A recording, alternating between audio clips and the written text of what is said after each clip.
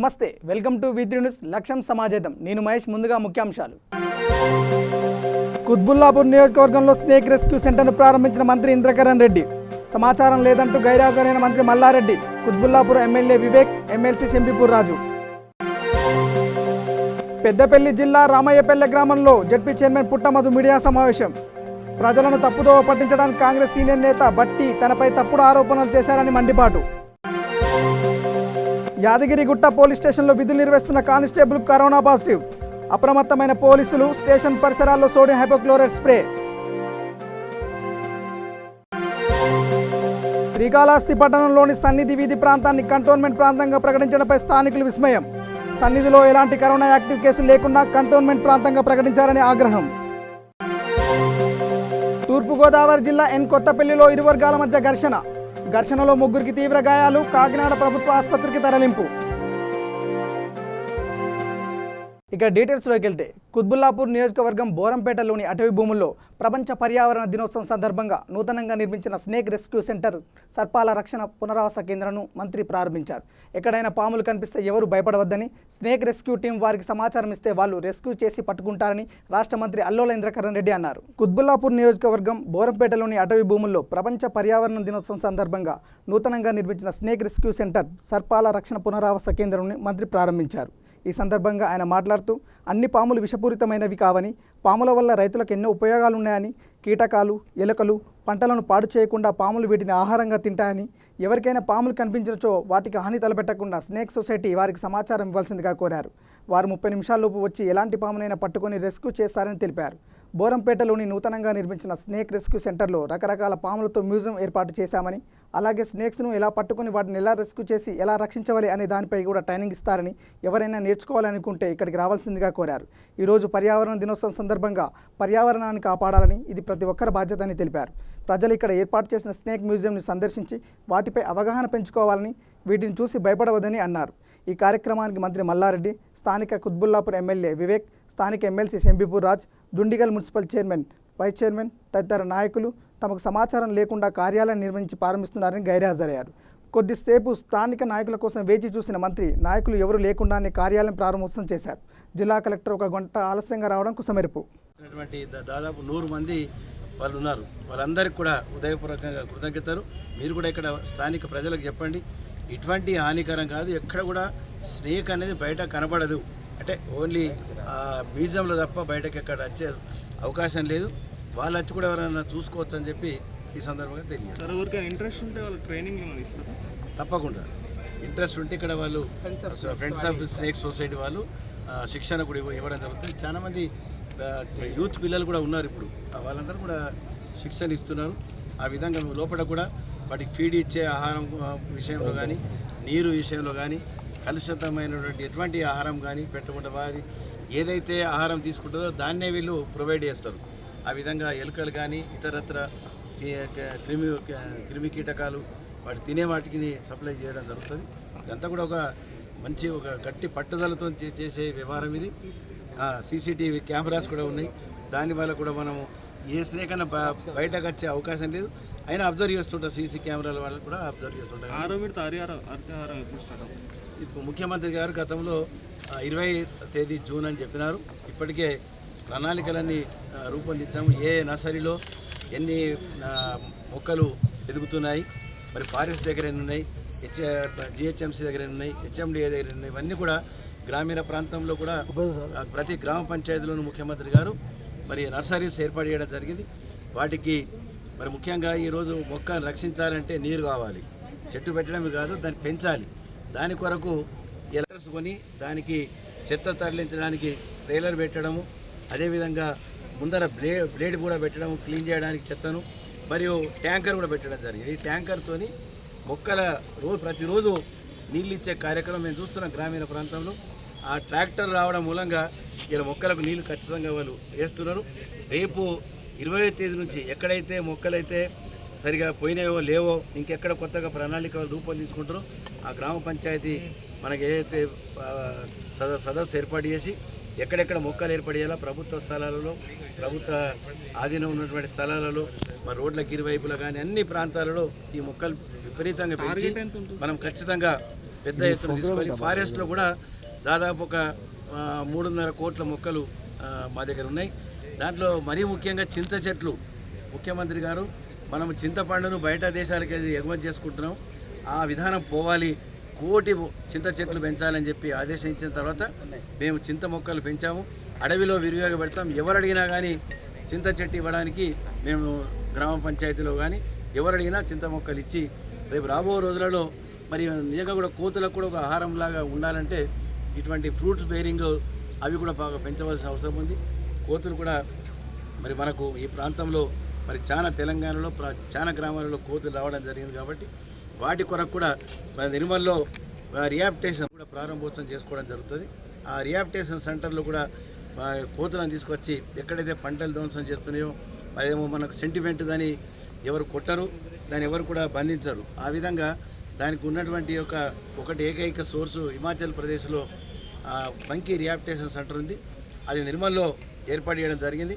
అది ఒక నెల లోపల దాన్ని ప్రారంభోత్సవం చేసి ఈ కోతుల బెడదను తొలగించడానికి కూడా ప్రభుత్వం ప్రయత్నం చేస్తుంది.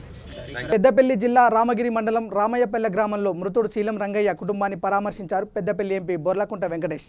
జడ్పీ చైర్మన్ పుట్టా మధుకర్ కుటుంబ సభ్యులతో మాట్లాడి వివరాలు అడిగి తెలుసుకున్నారు. ఈ సందర్భంగా ఎంపీ బొర్లకుంట వెంకటేష్ నేత మాట్లాడుతూ మందనిలో నిర్వహించిన ప్రెస్ మీట్లో ప్రజలను తప్పుదోవ పట్టించడానికి కాంగ్రెస్ సీనియర్ నేత బట్టి తప్పుడు ఆరోపణలు చేశారని అన్నారు.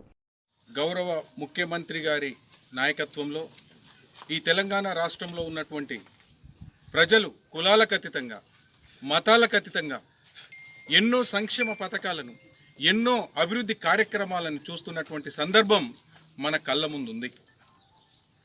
దీంట్లో భాగంగానే గౌరవ ముఖ్యమంత్రి గారు టీఆర్ఎస్ ప్రభుత్వం మహిళలు బాగుండాలి, రైతులు బాగుండాలి, దళితులు బాగుండాలి, బడుగు బలహీన వర్గాల వాళ్ళు బాగుండాలనేటటువంటి సంకల్పంతో ఈరోజు భారతదేశానికి ఆదర్శవంతమైనటువంటి పథకాలను తీసుకొచ్చినటువంటి ఘనత టీఆర్ఎస్ పార్టీది, గౌరవ ముఖ్యమంత్రి గారిది. ప్రజలను తప్పుదోవ పట్టించడానికి గౌరవ సీనియర్ నాయకులు సిఎల్పి నాయకులు నిన్న ప్రెస్ మీట్ పెట్టడం జరిగింది. ఈ ప్రెస్ మీట్లో ఏం మాట్లాడతారు? దళితుల ఆత్మగౌరవం గురించి మాట్లాడతారు. ఒక్కసారి దయచేసి మీడియా మిత్రులారా మీరు ఆలోచించండి. ఇక్కడ జరిగినటువంటి సంఘటన ఏంటి, వాళ్ళు చేస్తున్నటువంటి ఆరోపణలు ఏంటి? రంగయ్య అనేటటువంటి వ్యక్తి పోలీస్ స్టేషన్లో చున్నీతో ఆత్మహత్య చేసుకోవడం జరిగింది.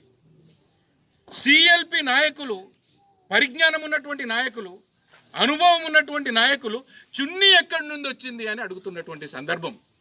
ఇందాకే మనం వాళ్ళ కుటుంబ సభ్యులతో మాట్లాడినప్పుడు ఆయన వేషధారణ, ఆయన చున్నీ వేసుకునేటటువంటి అలవాటు ఉంది. ఈ గ్రామంలో ఉన్నటువంటి వాళ్ళందరికీ తెలుసు. అంటే ఒక విషయం గురించి ఒక అనుభవం, ఒక సీనియర్ నాయకులు మాట్లాడేటప్పుడు ఆ విషయానికి సంబంధించినటువంటి పరిజ్ఞానాన్ని, సమాచారాన్ని సేకరించి మాట్లాడాల్సినటువంటి బాధ్యత ఉంది. ఏదో గవర్నమెంట్ ప్రభుత్వాన్ని నిందించాలి, ప్రజలను తప్పుదోవ పట్టించాలంటే ఇక్కడ చూస్తూ ఊరుకునేటటువంటి సందర్భం లేదు. అదేవిధంగా నిన్నటి ప్రెస్ మీట్లో గౌరవ సిఎల్పి నాయకులు, అదేవిధంగా మంత్రిని ఎమ్మెల్యే గారు వీళ్ళు మాట్లాడుతూ డీజీపీ స్పందించాలి, హోమ్ మినిస్టర్ స్పందించాలి, ముఖ్యమంత్రి స్పందించాలి అనేటటువంటి అంశాన్ని కూడా లేవనెత్తడం జరిగింది.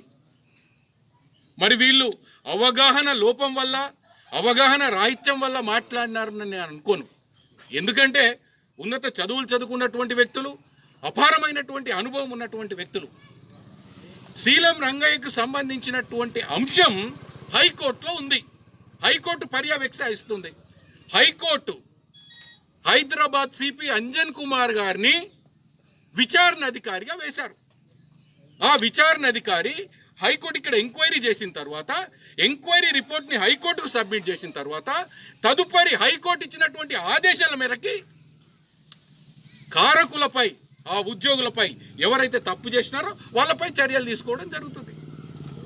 ఒక కేసు హైకోర్టు పర్యవేక్షణలో ఉన్నప్పుడు డీజీపీ గారు కానివ్వండి, హోమ్ మినిస్టర్ గారు కానివ్వండి, ముఖ్యమంత్రి గారు కానివ్వండి, ఇంటర్ఫియర్ అయ్యేటటువంటి అవకాశం లేదు. తప్పుదో పట్టించేటటువంటి అంశాన్ని మేము ఖండిస్తూ ఉన్నాం. ఖచ్చితంగా ఒక కుటుంబం ఒక పెద్దని కోల్పోయినప్పుడు, ఆ కుటుంబ సభ్యులు, పిల్లలు రోడ్డు మీదకి వచ్చినప్పుడు మనం మానవత్వం ఉన్నటువంటి వ్యక్తులుగా అది ఎస్సీలు కానివ్వండి, బీసీలు కానివ్వండి, ఓసీలు కానివ్వండి, ఎవరైనా కానివ్వండి, మానవత్వం ఉన్నటువంటి వ్యక్తులుగా పరిజ్ఞానం ఉన్నటువంటి పెద్దలందరికీ నేను ఒకటే విన్నపం చేస్తా ఉన్నాను. ఒక అంశం జరిగినప్పుడు, ఒక బాధాకరమైనటువంటి అంశం జరిగినప్పుడు దాన్ని రాజకీయం చేయొద్దు. మంచిర్యాల జిల్లాలోని నెన్నెల మండలం బొప్పారం గ్రామ శివార్లోని 642 సర్వే నెంబర్లో 6 ఎకరాల భూమి విషయంలో కొంతకాలంగా ప్రశాంత్ బాధితుడు చంద్రయ్య కుటుంబాల మధ్య ఘర్షణలు జరుగుతున్నాయి. ఇంటి వద్ద ఉన్న వారిపై ప్రశాంత్ కుటుంబ సభ్యులతో పాటు ఆయన అనుచరులు దాడికి పాల్పడ్డారని బాధితుడు చంద్రయ్య ఆరోపిస్తున్నారు. చంద్రయ్య ఆయన సతీమణి సరోజను మంచిర్యాలలో ఓ ప్రైవేట్ ఆసుపత్రిలో చికిత్స పొందుతున్నారు. బొప్పారం గ్రామం నెన్నెల మండలం. నేను ఒక రైతును. నా యొక్క పంట చేనులో నేను సాగు చేస్తుండగా నల్మెల ప్రశాంత్, కర్ణకొండ రాజమౌళి, కర్ణకొండ రవి, ఇంకా గుర్తు తెలియని వ్యక్తులు ఒక 20-25 మందితోటి నా యొక్క చేను మీదకి దాడికి దిగారు. కర్రలు, కత్తులు, గొడ్డాలతోటి దాడికి దిగారు. దాడికి దిగి నాకు ఏడబడి తలపైన ఎక్కడ పడితే అక్కడ కర్రలతో బాతిండ్రు. ఈ భూమిలోకి నువ్వు రావద్దు, నీకు ఏం లేదని చెప్పి నన్ను బాతిరు. నేను నా వారసత్వంగా మా అయ్య నుండి వచ్చిన భూమి కాబట్టి గత సంవత్సరాలుగా మేము చేస్తాను. ఈ భూమి మీద వాళ్ళు హైకోర్టుకు 2 సార్లు పోయినా కానీ హైకోర్టు న్యాయస్థానం వారు కూడా తీర్పు ఇచ్చిండ్రు. ఇద్దరు ఐఏఎస్లు సబ్ కలెక్టర్ 2011లో సబ్ కలెక్టర్ ఆర్డర్ ఇచ్చిండు. రీసెంట్లీ మొన్న పోయిన వెల్లంపల్లి కలెక్టర్ రావుల్ రాజు కూడా మాకు ఆర్డర్ ఇచ్చిండు. ఆర్డర్ ప్రకారం కూడా మాకు కల్టివేషన్ పట్టా పాసులు ఇచ్చారు.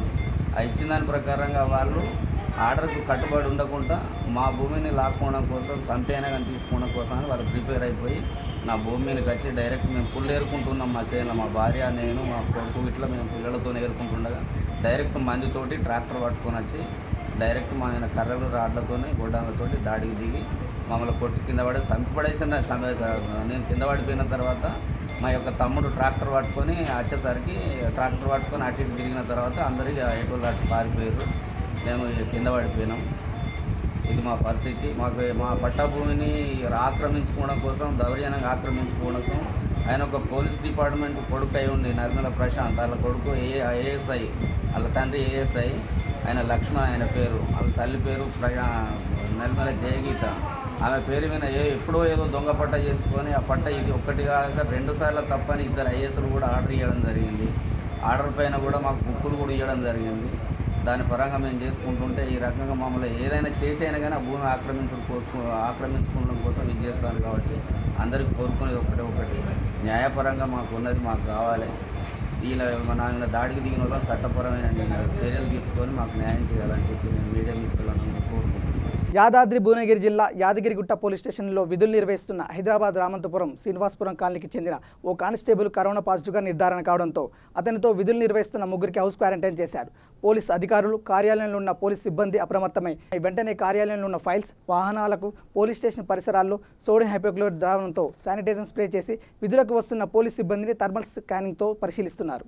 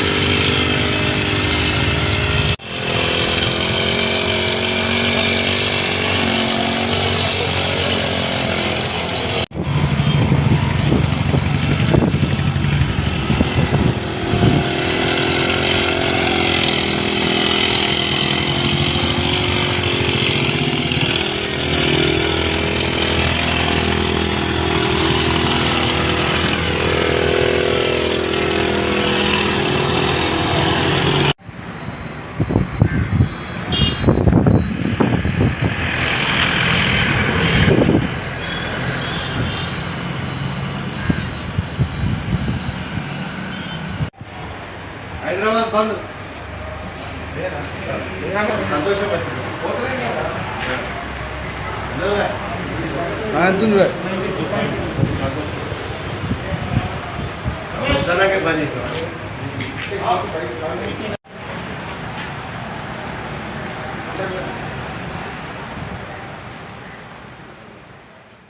కోవిడ్ నిబంధనలు పాటించడం మీ కుటుంబానికి అటు సమాజానికి చాలా అవసరమని, ప్రతి వ్యక్తి జాగ్రత్తగా ఉండాలని యాదాద్రి భువనగిరి జిల్లా కలెక్టర్ అనితా రామచంద్రన్ ప్రజలకు మరోసారి విజ్ఞప్తి చేశారు. ఈ మేరకు ఆమె మీడియాతో మాట్లాడారు. జిల్లాలో ఇప్పటికీ 4 కరోనా పాజిటివ్ కేసులు వచ్చాయని, అందువల్ల ఖచ్చితంగా బయటకు వెళ్తే మాస్కులు తప్పక పెట్టుకోవాలని, అలాగే సామాజిక దూరం పాటించాలని అన్నారు. కోవిడ్-19లో మనకి లాక్డౌన్ రిలాక్సేషన్స్ వచ్చాయి, కానీ ఆ రిలాక్సేషన్స్ మన ఇండివిజువల్కి కాదు. అంటే ఇప్పుడు మనము ఇండివిజువల్గా ఎవరు వాళ్ళు అప్రమత్తంగా ఉండి అనవసరంగా బయట తిరగకుండా అన్నీ ప్రభుత్వం చెప్పే నిబంధనలు పాటించంటే మాస్కులు ధరించడం, తర్వాత డిస్టెన్స్ మెయింటైన్ చేయడం, బయటకు వస్తే చేతులు కడుక్కోవడం లేదా అట్లీస్ట్ శానిటైజర్ యూజ్ చేయడము ఇది తప్పనిసరిగా పాటించాలి. చూసేది ఏంటంటే మాస్కులు ధరించినా కూడా చాలామంది ఆ మాస్కులు మాటికి కిందికి లాగుతుంటారు, మాట్లాడితే వినిపించదనే అపోహతో కిందికి దింపుతూ ఉంటారు. అది చాలా తప్పు. అసలు మాస్క్ అనేది మనం మాస్క్ బయట మన చేయి తాకకూడదు, ఎందుకంటే ఒకవేళ వైరస్ ఉంటే మనకి బయట అంతా కూడా ఉంటుంది కాబట్టి మనం చేయి బట్టి దాన్ని కిందికి తీసుకోవడం అనేది చాలా తప్పు. అది ఎట్టి పరిస్థితుల్లో మాస్క్ మనం ధరించేది ముక్కులో నుంచి మనకి వైరస్ లోపల పోకుండా ఉండడానికి. మనము దగ్గుతున్నా మాట్లాడినా ఒకవేళ అసిమ్టమాటిక్గా వైరస్ క్యారియర్ ఉంటే వాళ్ళ నుంచి వేరే వాళ్ళు పోకుండా 2 విధాలుగా ఇది హెల్ప్ చేయడానికి అనేది మాస్క్ ధరించమంటున్నాం. కానీ మాస్క్ ధరించిన తర్వాత అందరూ దాన్ని కిందికి లాగుతుంటే దాని యొక్క పర్పస్ పూర్తిగా డిఫీట్ అవుతుంది. అందుకని నేను అందరినీ కోరేది ఏంటంటే తప్పనిసరిగా మాస్క్ ధరించండి, దాన్ని నోస్ కవర్ చేసి తప్పనిసరిగా పెట్టాలి. పబ్లిక్లో వచ్చినప్పుడు ఊరికే కిందికి దింపితే దానికి ఒక ప్రయోగం లేకుండా పోతుంది. అండ్ ఈ మహమ్మారి ఇప్పుడు మనం చూస్తున్నాము, లాక్డౌన్ సడలింపులు ఇచ్చిన తర్వాత ఎక్కువ అవుతుంది. యాదాద్రి భువనగిరి జిల్లాలో పూర్తిగా మనం ఒక 2 months కట్టడి చేశాము, మనకు ఒక కేసు కూడా రాకుండా ఉంది. తర్వాత ముంబై మైగ్రెంట్స్ వచ్చాక ముంబై మైగ్రెంట్స్ అక్కడి నుంచి వచ్చినప్పుడు వాళ్ళకి కొంతమందికి సిమ్టమ్స్ ఉండి మనం టెస్ట్ చేస్తే ఒక 37 మందికి మైగ్రెంట్స్కి మన పాజిటివ్ వచ్చింది. తర్వాత మనకి ఈ మధ్య కాలంలో మనం చూస్తున్నాం మన జిల్లాలో నేటివ్గా ఇక్కడ ఉన్న వాళ్ళకి కూడా ఒక 4 కోవిడ్ సోకినట్టు మనకి ఇప్పుడు తెలిసింది. అది కూడా 4 మనం చూస్తే మన జిల్లాలో వాళ్ళకి వచ్చిందని చెప్పలేము, ఎందుకంటే వాళ్ళందరూ కూడా వేరే వేరే రోగాలతో వేరే వేరే ఇష్యూస్తో వివిధ హాస్పిటల్స్లో అడ్మిట్ అయిన వాళ్ళు, హైదరాబాద్లో అడ్మిట్ అయిన వాళ్ళు, అక్కడే 7 రోజులు 8 రోజులు లేదా దానికన్నా ఎక్కువ రోజులు అక్కడ ఉన్నవాళ్ళు. సో ఏదేమైనప్పటికీ మనం ఇక్కడ కాంటాక్ట్ ట్రేసింగ్ చేసి మొత్తం ఆ ఏరియా అంతా శానిటైజ్ చేసి, ముఖ్యంగా చౌటుప్పల్లో ఒక వెజిటబుల్ వెండర్కి వచ్చింది కాబట్టి వారు చాలామందిని కలిసి ఉంటారు. సో అవన్నీ కూడా అందరూ మన పోలీస్ కానీ రెవెన్యూ కానీ మన హెల్త్ వర్కర్స్ అందరు కూడా అందరినీ హోమ్ క్వారంటైన్ కాంటాక్ట్స్ని గుర్తించి హోమ్ క్వారంటైన్ చేసి ప్రైమరీ కాంటాక్ట్స్ని మేము క్లోజ్గా వాచ్ చేసి వాళ్ళకి ఏదైనా సిమ్టమ్స్ కనుక్కుంటే వాళ్ళకి టెస్ట్కి పంపించడం కానీ ఇవన్నీ కూడా చేస్తున్నాము. సో ప్రజల్ని కోరేది ఏంటంటే మనకి చాలా అప్రమత్తంగా ఉండాల్సిన అవసరం ఉంది. అనవసరంగా బయట తిరగకండి. ఇది కోవిడ్ అనేది కరోనా డిజీజ్ ఇప్పుడు కూడా ఉంది, ఈ వైరస్ ఇంకా ఎక్కడికి పోలేదు. మనం చాలా జాగ్రత్తగా ఉండాలి, ఇప్పుడు అప్రమత్తంగా ఉండాలి. అన్ని నిబంధనలు దయచేసి పాటించండి. ఇది మీ కుటుంబానికి మన సమాజానికి అందరికీ ఇది చాలా అవసరం. మనకి వర్షాకాలంలో సీజనల్ వ్యాధులు కూడా వచ్చే అవకాశం ఉంటుంది. దానికోసం ప్రభుత్వం ఇప్పుడు స్పెషల్ శానిటైజేషన్ డ్రైవ్ అని మన గ్రామాల్లో టౌన్స్లో కూడా మనం టేకప్ చేస్తున్నాము. అయినప్పటికీ కూడా ప్రజలు అందరినీ మళ్ళీ కోరేది ఏంటంటే ఈ నీళ్ళు ఎక్కడన్నా నిల్వ ఉంచితే అది తప్పనిసరిగా పారిపోయింది, ఎందుకంటే ఈ మస్కిటోజు లార్వా ఈ నీళ్ళల్లో వచ్చే అవకాశం ఉంటుంది. ఈ కోవిడ్ ఉన్న సిచ్యువేషన్లో వేరే రోగాలు వస్తే అది చాలా ప్రమాదకరంగా మారే అవకాశం ఉంటుంది. కాబట్టి మనం అందరం కూడా ఈ సీజనల్ వ్యాధులు అరికట్టడానికి మనం చుట్టుపక్కల శుభ్రంగా ఉంచడం, మన ఇల్లు శుభ్రంగా ఉంచడం అనేది చాలా అవసరం. శ్రీకాళహస్తి పట్టణంలో సన్నిధి వీధి ప్రాంతాన్ని కంటోన్మెంట్ ప్రాంతంగా ప్రకటించడంపై విస్మయం వ్యక్తమవుతుంది. జీరో కాంటాక్ట్ ప్రాంతంగా కార్యకలాపాలకు అనుమతిస్తూ మరోవైపు కంటోన్మెంట్గా ప్రకటించడం విమర్శలు వెల్లువెత్తుతున్నాయి. శ్రీకాళహస్తి పట్టణంలో సంపూర్ణ లాక్డౌన్ అనంతరం కరోనా యాక్టివ్ కేసులున్న ప్రాంతాలను మాత్రమే కంటోన్మెంట్ ప్రాంతాలుగా ప్రకటించి మిగిలిన ప్రాంతాలలో సామాన్య కార్యకలాపాలకు అనుమతులు ఇచ్చారు. తాజాగా మున్సిపల్ కమిషనర్ పట్టణంలో 8 ప్రాంతాలను కంటోన్మెంట్ ప్రాంతాలుగా ప్రకటించారు. వాటిలో సన్నిధి వీధిని కంటోన్మెంట్ ప్రాంతంగా ప్రకటించడంపై విస్మయం వ్యక్తమవుతుంది. సన్నిధిలో ఎలాంటి కరోనా యాక్టివ్ కేసు లేకపోగా దేవస్థానం గెస్ట్ హౌస్లో బయటి నుంచి వచ్చిన వ్యక్తి బస చేయడంతో ఆ వ్యక్తికి పాజిటివ్ రావడంతో ఊటాఊటిన హాస్పిటల్కి పంపివేశారు. 21 రోజుల అనంతరం జోన్ పరిధి మారిపోతుందని అన్ని కార్యకలాపాలకు అవకాశం ఉంటుందన్నారు. అబుదాబి నుంచి వచ్చినటువంటి వ్యక్తి ఉండడం చేత పాజిటివ్గా అతను రిజిస్టర్ అయ్యాడు. అందువల్ల ఆ ప్రాంతం కూడా ఆ వీధిని కంటైన్మెంట్ జోన్ పరిధిలోకి తేవడం జరిగింది. ఇప్పుడు మన టౌన్లో మొత్తం 8 ప్రాంతాలలో కేసులు యాక్టివ్గా ఉన్నాయి. సో ప్రజలంతా కూడా అలర్ట్గా ఉండి ఈ వైరస్ స్ప్రెడ్ నుంచి దూరంగా ఉండాలని రిక్వెస్ట్ చేస్తున్నాం. సార్ అక్కడ 0 కేసెస్ కదా, మరి దాన్ని ఎందుకు కంటోన్మెంట్ జోన్లో చేర్చారు? యాక్చువల్గా మన ప్రోటోకాల్ ప్రకారము ఎక్కడైతే కేసు రిజిస్టర్ అయిందో ఆ వీధిని మనం కంటైన్మెంట్ జోన్గా ప్రకటిస్తాము ఉండే కూడా రూల్స్ ప్రకారం. అందువల్ల గెస్ట్ హౌస్లో నమోదైంది కాబట్టి ఆ ప్రాంతం టెంపుల్ పరిధిలోకి వస్తుంది కాబట్టి అక్కడ కంటైన్మెంట్ జోన్లో ప్రకటించాం. సార్ ఇప్పుడుండే నిబంధనల ప్రకారం జోన్ 0 స్ప్రెడ్డింగ్ ఏరియా కాబట్టి ఎన్ని రోజులకి దాన్ని జోన్ మారుస్తారు? అది అతను డిశ్చార్జి అయిన తర్వాత ప్లస్ అతను ఊరు కాదు యాక్చువల్ నారాయణవనం.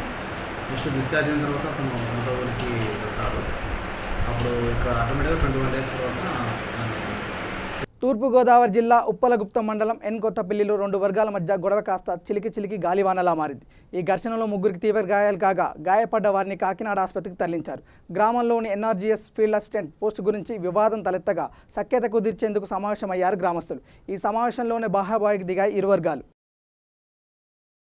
గుంటూరు జిల్లా కొల్లిపర మండలం తూములూరు గ్రామంలో హోటల్లో కలుషిత ఆహారం తీసుకోవడంతో 35 మందికి అస్వస్థతకు గురయ్యారు. వాంతులు విరోచనాలు కావడంతో ఊటావుటిన వారిని తెనాలి ప్రభుత్వ ఆసుపత్రికి తరలించి చికిత్స అందిస్తున్నారు. ఎక్కడ చేశారు? మా ఊళ్ళో చూరులోనే. ఏం పనికి వెళ్ళారు మీరు? పని పథకానికి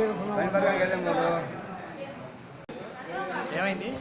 పని పథకానికి వెళ్ళామని టిఫిన్ చేసే పని పథకానికి వెళ్ళి టిఫిన్ చేసి మరి వాంతులు వెళ్ళండి.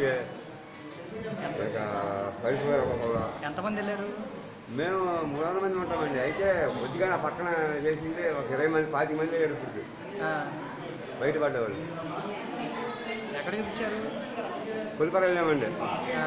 కొలిపార ఆసుపత్రికి వెళ్తే ఇక్కడ పంపించారు. అక్కడ ఉపాధి హామీ పనులకు వెళ్ళిన కొంతమంది ఎటుకైతే ప్రజెంట్ 11 మంది వచ్చారు. వీళ్ళలో చిన్నపిల్లలు ఒక 4 ఉన్నారు. 60 సంవత్సరాలు పైబడిన వాళ్ళు 3 ఉన్నారు. మిగతా వాళ్ళు అందరు మధ్య వయసులే, మొత్తం 11 మంది. ఈ కూచిపూడి భాగ్యం అని ఆమె టిఫిన్ సెంటర్ నడుపుతుంది. అక్కడ టిఫిన్ చేయడం వల్ల వీళ్ళకి ఫుడ్ పాయిజన్ అయినట్టుంది. అందరికి కూడా అస్వస్థతకు గురయ్యారు. ప్రజెంట్ వాళ్ళకి ట్రీట్మెంట్ జరుగుతుంది. అందరికి కూడా ప్రజెంట్ ఫస్ట్ ఎయిడ్ ఇచ్చారు. అందరూ కూడా ఆరోగ్య నిలకడగానే ఉంది. దీని మీద కేసు రిజిస్టర్ చేసి తదుపరి విచారణ కొనసాగిస్తాం. కర్నూలు జిల్లా డోన్ పట్టణంలో పాతపేటలోని 16, 17, 18 వాడి అంగన్వాడీ కేంద్రంలో సిడిపిఓ అధికారి శంషద్ బేగం వైఎస్ఆర్ అమృతాస్తం కార్యక్రమం నిర్వహించారు. ఈ కార్యక్రమంలో గర్భిణీ స్త్రీలకు, బాలింతలకు, పిల్లలకు పౌష్టికాహారం అందజేశారు. అనంతరం సిడిపిఓ శంషద్ బేగం మాట్లాడుతూ గర్భిణీ స్త్రీలు, బాలింతలు, పిల్లలకు వారి కుటుంబ ఆర్థిక పరిస్థితుల వలన సరైన ఆహారం తీసుకోక అనారోగ్యానికి గురవుతున్నారని, ఎదుగుదల కూడా సరిగా ఉండడం లేదని భావించిన పౌష్టికాహారం అందజేస్తుందని తెలిపారు. ఈ కార్యక్రమంలో సిడిపిఓ శంషద్ బేగం, సూపర్వైజర్ పద్మావతి, దేవకృపమ్మ, సచివాలయం మహిళా పోలీసులు, అంగన్వాడీ వర్కర్స్, గర్భిణీ స్త్రీలు, బాలింతలు పాల్గొన్నారు.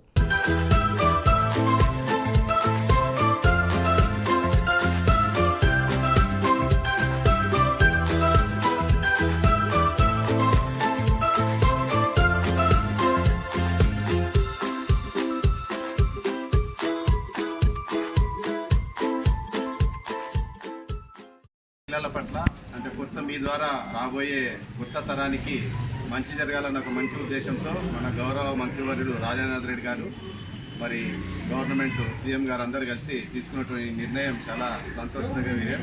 మరి మీరు గవర్నమెంట్ అందిస్తున్నటువంటి ఈ ఫుడ్ కార్యక్రమాన్ని సద్వినియోగం చేసుకుని మంచిగా ఉండాలని చెప్పేసి మనస్ఫూర్తిగా కోరుకుంటూ ఈ అవకాశం ఇచ్చినందుకు ధన్యవాదాలు. మీ ఆరోగ్యం మీ చేతుల్లోనే ఉంది.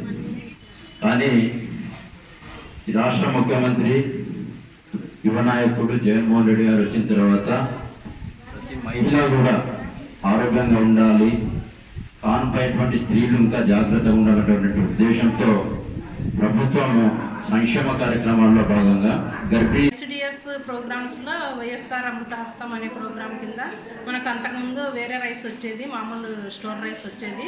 అది ప్రెగ్నెంట్స్, లాక్టేటింగ్స్ తింటే కొంచెం ప్రాబ్లం అవుతుంది అనే ఉద్దేశంతో చాలామంది అంగన్వాడీ కేంద్రాలకు వచ్చి తినేవాళ్ళు కాదు. కానీ ఇప్పుడు స్టోరెక్స్ రైస్ అన్నీ చాలా మంచి రైస్ ఇప్పుడు ఇవ్వడం జరిగింది.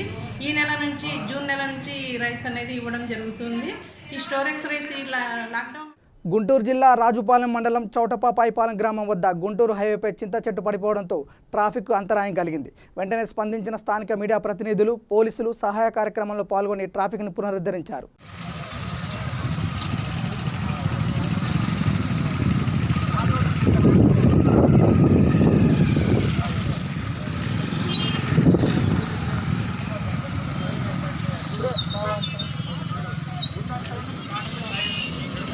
ప్రేమ చెట్టుపాట దగ్గర ఉన్నాం ప్రేమ చెట్టుపాట దగ్గర వస్తున్నాం అది ఇక్కడ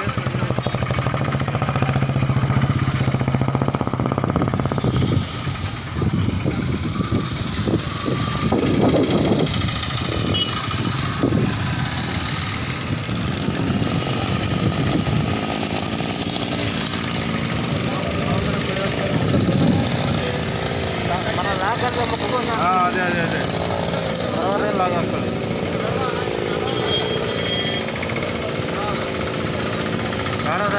సార్ ముందు